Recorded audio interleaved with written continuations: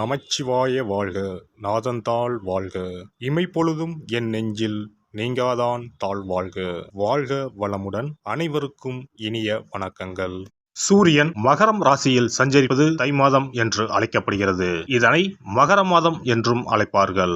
மகர ராசிக்குள் சூரியன் நுழைவதே மகர மாதம் ஆகும். பொதுவாக எந்த ஒரு நல்ல செயலையும் தை மாதத்தில் ஆரம்பிப்பதுதான் வழக்கம். இம்மாதத்தில் தான் சூரியன் தன்னுடைய வடதிசை பயணத்தை தொடங்குகிறார். உத்தராயண காலம் ஆரம்பமாகிறது. அதாவது தேவர்களின் உலகிற்கு தட்சிணாயனம் எனப்படும் 6 மாத இரவு காலம் முடிந்து உத்தராயணம் என்னும் 6 மாத பகல் காலம் ஆரம்பமாகும் என்பதே தை மாதத்தின் பெருமையாகும். தை பிறந்தால் வழி பிறக்கும் என்பார்கள். உத்திராடம் சிறந்த நட்சத்திரம். உத்திராடத்தில் பிள்ளையும் ஊர் எல்லையில் கொள்ளையும் என்பது பழமொழி. அதாவது உத்திராடத்தில் பிள்ளை பிறந்தால் உடனடியாக அவர்களுக்கு அருகிலேயே நிலம், வீடு அல்லது விளைநிலம் வாங்கும் யோகம் உண்டாகும்.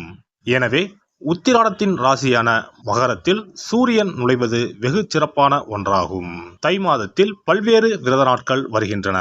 அவை தை வெள்ளி, தை அமாவாசை, தைப்பூசம், ரத சப்தமி, பீஷ்ம அஷ்டமி என பல்வேறு சிறப்பு வாய்ந்த நாட்கள் தை மாதத்தில் வருகின்றன. பல்வேறு சிறப்புகள் கொண்ட இந்த சீர்மிகு தை மாதத்தில் உங்கள் ராசிக்கான பலன்கள் என்ன என்பதனை அறிந்து கொள்வோம். தை மாத கிரக நிலைகளை பார்க்கும்போது சுக்கிர பகவான் விருச்சிகம், தனுசு, மகர ராசியில் பயணம் செய்கிறார். புதன் மற்றும் செவ்வாய் பகவான் தனுசு மற்றும் மகர ராசியில் சஞ்சாரம் செய்கின்றனர். சூரிய பகவான் மகர ராசியில் 29 நாட்கள் சஞ்சாரம் செய்கிறார். கும்ப ராசியில் சனி பகவானும், மேச ராசியில் குருவும், மீன ராசியில் ராகுவும், கன்னி ராசியில் கேது பகவானும் பயணம் செய்கின்றனர். சந்திர பகவான் சதயம் நட்சத்திரம் 4ஆம் பாதம் கும்ப ராசியில் இருப்பதன் மூலம் இந்த சீர்மிகு தை மாதம் ஆரம்பம் ஆகிறது.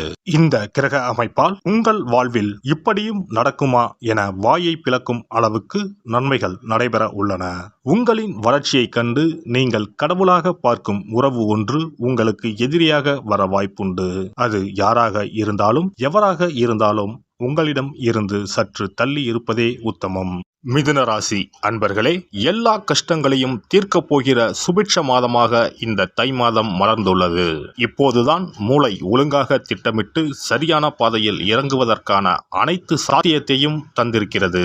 இதுவரை உங்களால் சரிவர செயல்பட முடியாமல் போனதற்கு காரணம் சனி பகவான் 8ஆம் இடத்தில் அமர்ந்திருந்த குறைதான். இந்த நிலைமை முடிவுக்கு வந்துவிட்டதால் தொடர் சங்கடங்களில் இருந்தும் குடும்ப ரீதியான பிரச்சனைகளில் இருந்தும் வெளிவரப்போகிற மாதம். இம்மாதம் முழுவதும் 8ஆம் இடத்தில் சூரியன் நிற்கப் போகிறார். செவ்வாய், ராகு மற்றும் ராசிநாதனின் வெகுவான பலம் ராசிக்கு தொடர் அனுகூலத்துடன் கிடைக்கப் போவதால் எவ்வித சங்கடத்தையும் அனுபவிக்கப் போவதில்லை நீங்கள்.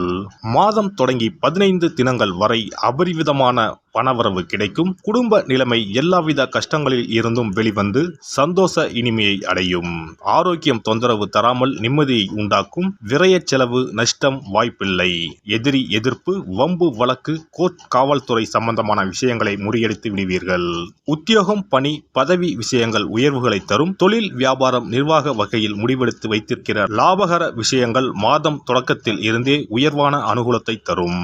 இம்மாதம் திங்கள், வெள்ளி மற்றும் ஞாயிற்றுக்கிழமைகளில் எதிர்பாராத ஆச்சரிய திடீர் உயர்வுகள் உண்டு. இம்மாதம் 5 மற்றும் 9, 10, 12, 16, 17, 23வது நாட்களில் இதுவரை அடைந்து வருகின்ற அனைத்து கஷ்டங்களுக்குமான விடிவுகாலத்தை தீர்வை உண்டாக்கப் போகிற உயர்வான மாதமாக இந்த தை மாதம் அமையும்.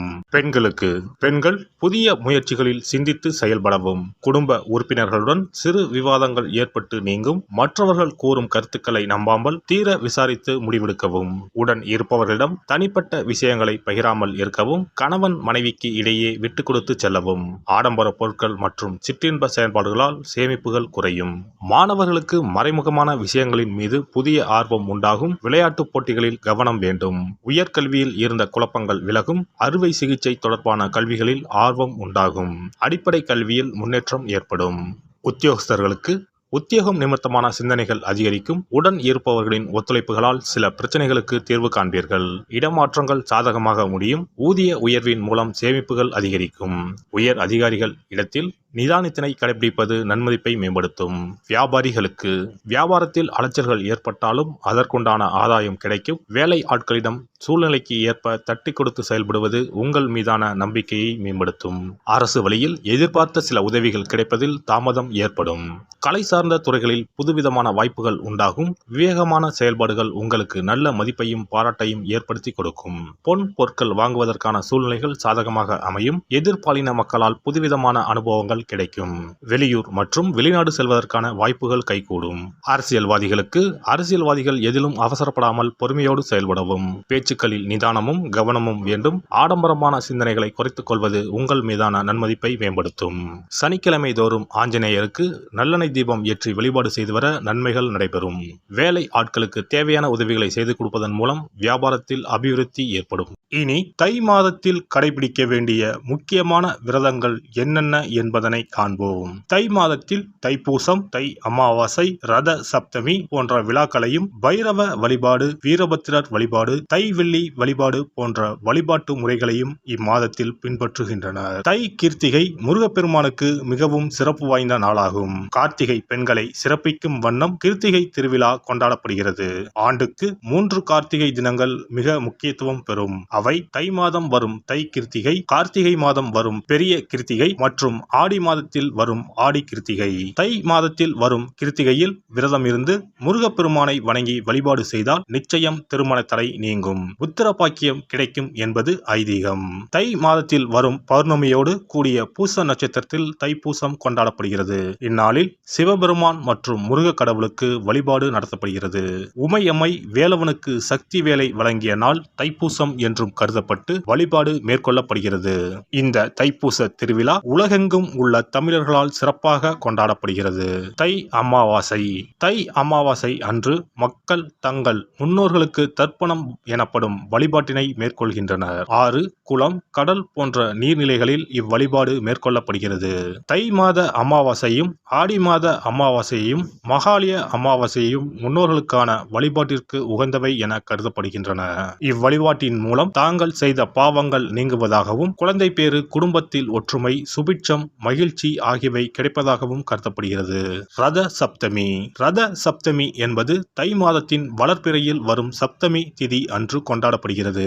இந்நாளில்தான் சூரியன் தனது வட அரைக்கோள பயணத்தை தொடங்குகிறார். இந்நாளில் விரதம் மேற்கொள்வதால் ஆரோக்கியம், நோய் இல்லாமை, செல்வம், புத்திரப்பேறு, நீண்ட ஆயுள், பகைவர்களை வெல்லும் சக்தி, வெற்றி, நிலம், தானியம், புண்ணியம் ஆகியவை கிடைக்கும். மேலும் மனக்கவலை, வியாதி ஆகியவற்றை நீக்கும். வழியில்லாமல் தவிக்கும் போது வழிகாட்டும் இந்த ரத சப்தமி. பைரவ வழிபாடு. தை மாதத்தில் வரும் முதல் செவ்வாய்க்கிழமையில் இவ்விரதம் கடைபிடிக்கப்படுகிறது. தாமரை பூ மாலை, வில்வ மாலை, தும்பை பூ மாலை, சந்தன மாலை ஆகியவை பைரவருக்கு உகந்ததாக கூறப்படுகிறது. வாசனை பூக்களில் மல்லிகை பூவை தவிர்த்து மற்ற அனைத்து பூக்களும் பைரவருக்கு சமர்ப்பிக்கப்படுகின்றன. சனித்தோஷம் முழுமையாக அகல கால பைரவருக்கு விரதம் இருப்பது விசேஷம். வீரபத்திர வழிபாடு. வீரபத்திர வழிபாடு என்பது செவ்வாய் தோறும் ஓராண்டு காலம் கடைபிடிக்கப்படுகிறது. ஓராண்டு வழிபட முடியாதவர்கள் தை மாத செவ்வாய்க்கிழமையில் மட்டுமாவது இந்த வழிபாட்டினை கடைபிடிக்கலாம். இவ்வழிபாட்டை மேற்கொள்வதால் நீங்காத தடையும் நீங்கும், தீராத பகையும் தீரும், நவ கிரக பாதிப்புகளில் இருந்து நம்மை காக்கும். தை வெள்ளி வழிபாடு. உத்தராயண காலத்தின் ஆரம்ப மாதமான தையில் வரும் வெள்ளிக்கிழமையில் அம்மன் வழிபாடு மேற்கொள்ளப்படுகிறது. அன்றைய தினங்களில் அபிராமி அந்தாதி, சௌந்தர்ய லகரி உள்ளிட்ட அம்மன் குறித்த பாடல்களை பாடி வழிபாடு மேற்கொள்ளப்படுகிறது. தை மாதத்தில் வரும் திருவிழாக்களை கொண்டாடி வழிபாட்டு முறைகளை பின்பற்றி இறையருள் கிடைக்கப்பெற்று வளமான வாழ்வு வாழ்வோம்.